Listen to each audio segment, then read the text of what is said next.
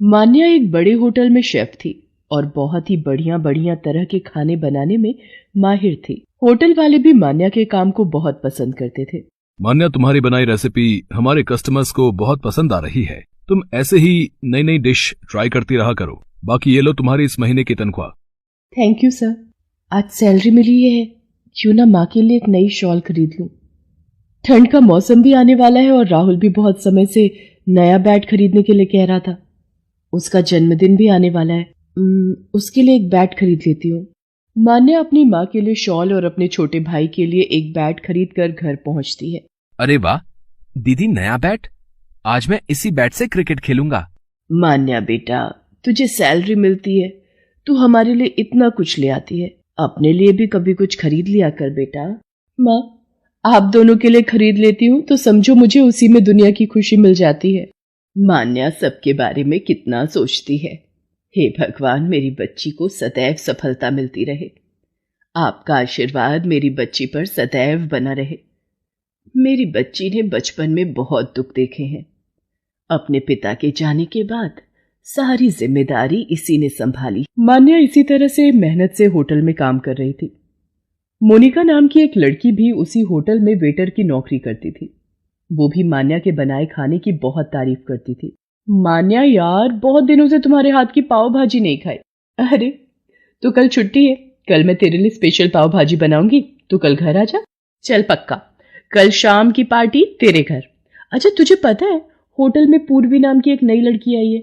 इससे पहले वो विदेश के किसी बड़े होटल में शेफ की नौकरी करती थी। बड़ी मॉडर्न टाइप की है। पता नहीं कितने लोग यहाँ पर शेफ की नौकरी के लिए आते हैं। आने दो, कोई बात नहीं, वो भी हमारी तरह ही काम के लिए आई होगी।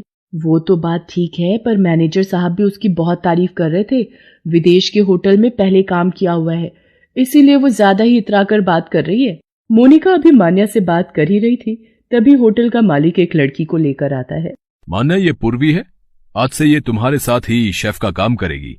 पूर्वी, तुम एक बार होटल की रसोई देख लो, कोई कमी लगे तो बता देना। और मैं जानता हूं तुमने तो पहले ही इतने बड़े होटल में शेफ की नौकरी की हुई है, तो तुम्हें समझाने की जरूरत नहीं पड़ेगी। तुम्हें तो पता ही होगा कि कस्टमर्स किस तरह का खाना पसंद करते हैं।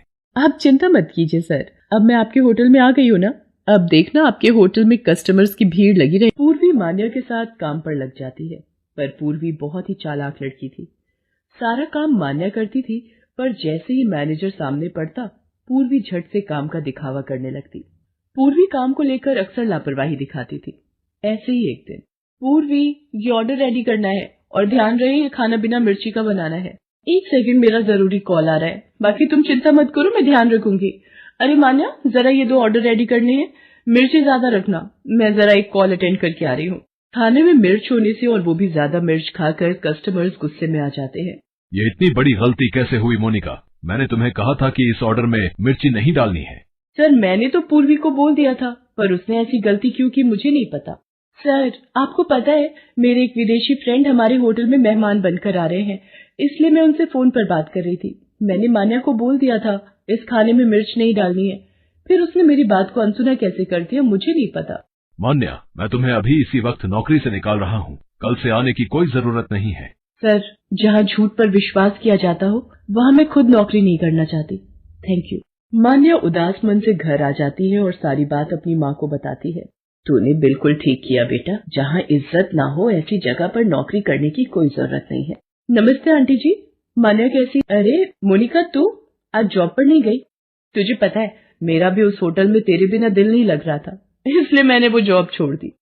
मोनिका, तूने मेरी खातिर जॉब छोड़ दी? पर मोनिका, अरे कोई बात नहीं, वैसे भी वो जॉब करते करते मैं तंग आ गई थी, अब कुछ दिन का ब्रेक लेकर फिर कोई काम ढूंढूंगी। चल, आज फिर मैं तुझे अपने हाथ की पाव भाजी खिलाती हूँ, उस दिन भी तू आ नहीं पाई थी। मैंने एक नया काला मसाला बनाया है, आज पाव भाजी में वही डालूंगी। इसका मतलब आज तो मुझे काली पाव भाजी खिलाने वाली है? हाँ, यही समझ ले, काले मसाले की बनी काली पाव भाजी। मान्या, काली पाव भाजी तो बहुत ही स्वादिष्ट बनी है। मान्या, तू सचमुच बेस्ट शेफ है। इस पाव भाजी को खाकर मेरे दिमाग में एक आइडिया आया है। क्यों ना तू काली पाव भाजी का ठेला शुरू कर दे? क्यों ना दोनों मिलकर शुरू करते हैं? आधे पैसे मैं लगाऊंगी, बाकी के आधे पैसे तू लगा ले। दोनों पार्टनरशिप में काम करेंगे। क्यों आंटी जी, सही कह रही हो ना? आइडिया तो अच्छा है। मान्या, तुम बताओ बेटा। माँ, अगर आप दोनों को ये सही लग रहा है तो ठीक है। मोनिका, हम दोनों मिलकर काली पाव भाजी का ठेला शुरू करते हैं। मान्या और मोनिका दोनों मिलकर काली पाव भाजी का ठेला लगा लेते हैं। मान्या के हाथों की बनी काली पाव भाजी लोगों को बहुत पसंद आ रही थी। धीरे धीरे उनके ठेले पर भीड़ बढ़ती जाती है और मान्या और मोनिका की काली पाव भाजी सोशल मीडिया पर फेमस हो जाती है। मान्या, तेरे हाथों में जादू है। आज देख, हमारे ठेले पर कितनी दूर दूर से लोग काली पाव भाजी खाने के लिए आने लगे हैं। ये देख, हमारे ठेले की काली पाव भाजी के सोशल मीडिया पर कितने वीडियोस बने हैं। मोनिका, ये सब तेरे कारण ही संभव हो पाया है। तू अगर मुझे हिम्मत ना देती तो मैं तो बिल्कुल निराश हो गई थी। मान्या, ये तेरा हुनर है जो तुझे यहाँ तक लाया है। अच्छा सुन, मैंने वो तुझे बताया था ना, होटल खोलने के लिए एक अच्छी जगह मिल गई है। आज ही देखने चलते हैं। मान्या के खाना बनाने का हुनर और मोनिका की दोस्ती दोनों जब आपस में मिल गए तो उन दोनों ने अपने काम में सफलता हासिल की और कुछ समय बाद उन्होंने अच्छे पैसे कमाकर एक बड़ा होटल खोल लिया जिसमें सबसे स्पेशल डिश थी काली पाव भाजी।